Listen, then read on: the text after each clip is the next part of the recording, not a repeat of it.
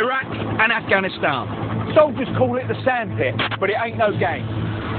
British and American forces are fighting their fiercest contacts since World War II. In this series, I'll be telling the hero stories, acts of courage and bravery that are mostly unknown until now. In this episode, I'm looking at close combat, as our lads go toe-to-toe with the enemy. We'd killed quite a few people. Not only that, but these people were sometimes within 10, 12 feet of you. And we'll be meeting the US infantryman who took out insurgents with his bare hands. I chose to go back and kill those guys one by one. It doesn't get tougher than this. I'm McNab, and this is my tour of duty.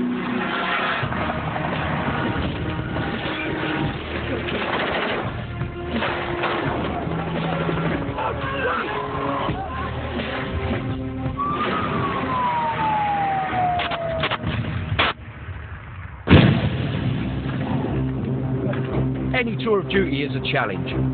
In 1991, I led a covert SAS mission behind Iraqi lines. When we were compromised, I went face to face with the enemy. I learned some tough lessons. Lessons like how to survive when the bad guys are right on top of you. In 2004, a small British patrol got caught up in the ultimate face-off. 9 squaddies against 100 insurgents in a fight to the death. How many more of them is it going to take to get through this back door and into the building? In the soldiers' own words, used incredible unseen footage from the front line and their own detailed reconstructions, this is the story of 1 Royal Horse Artillery in Basra.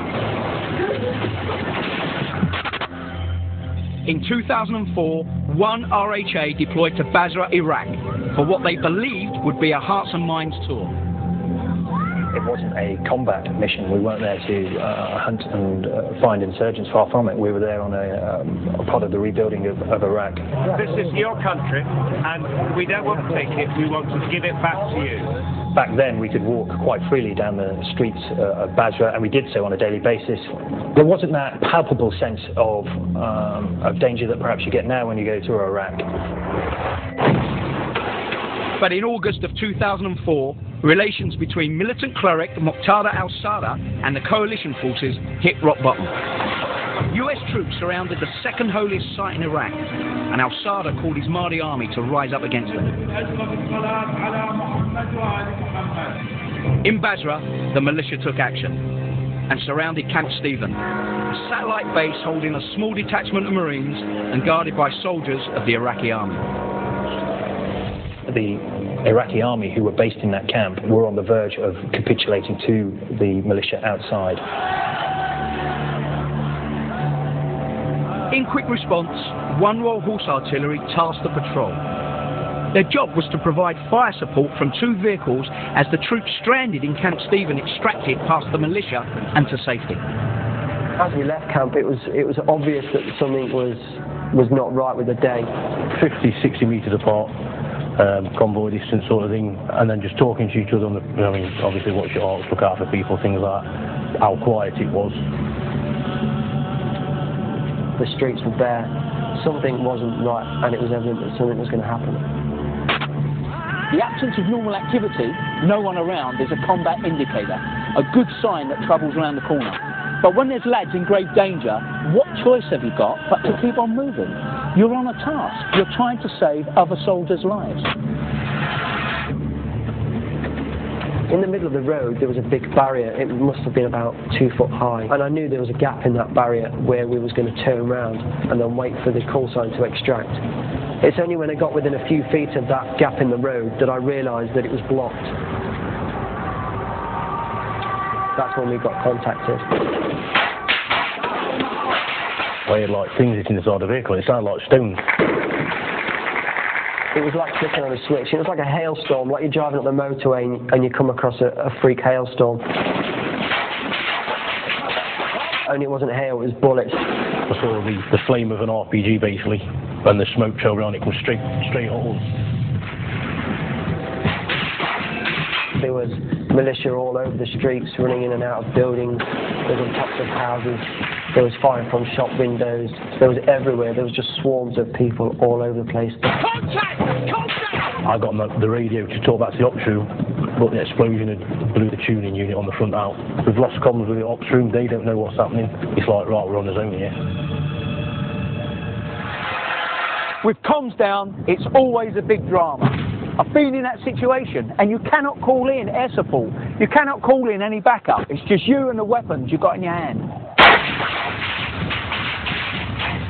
In an ambush, there's only two choices. Back the way you came, or straight into a wall of lead.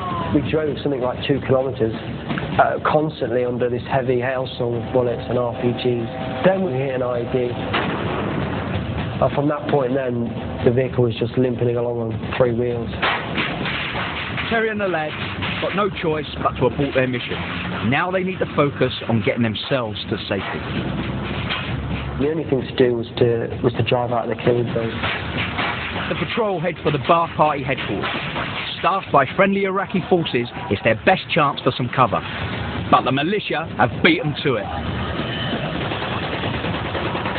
We got to the gate only to be greeted by another hail of bullets.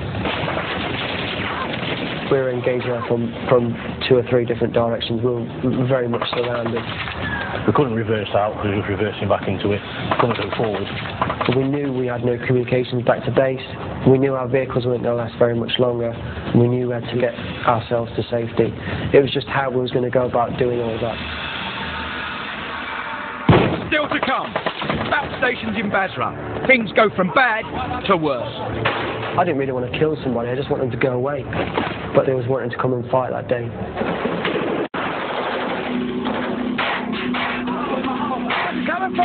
Ambushed and seriously outnumbered on the streets of Basra. 9 men of the Royal Horse Artillery are trying to get their vehicles out of the line of fire before it's too late. At this point now, we'd been in contact for about 10-15 minutes or so. I suppose it's one of the hardest things I had to make was we're going to have to leave the vehicles. And the guys did just burst out, and as they burst out, they were on the floor straight away, laying down fire.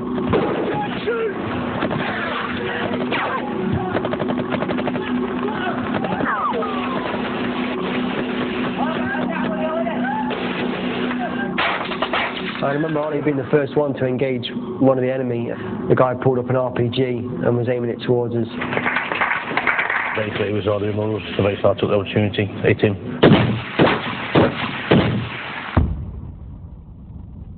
And that's when it rang it home to a lot of people that you are actually going to have to return fire and kill these people in order for us to survive, basically.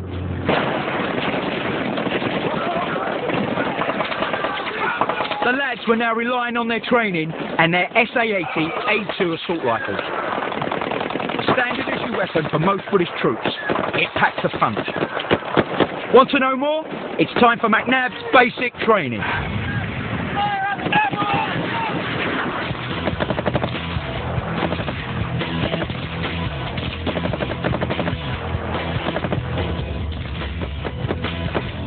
The SA-80 is an unusual bit of kit. Designed on the bullpup principle, the barrel of the weapon goes right the way back into the stock. The result, a short weapon you can fire from a vehicle and is excellent for close quarter battle. And on top of that, the sight is far superior than any Western Army's got. So it's a good weapon. My only personal experience of being with troops in Basra, you know, I know an 18-year-old rifleman, for the very first time he went on the streets, he fired 6 rounds in close-up environment, and he got 3 kills. All 3 targets were less than 50 metres away from him. So the snap shooting capability is fantastic.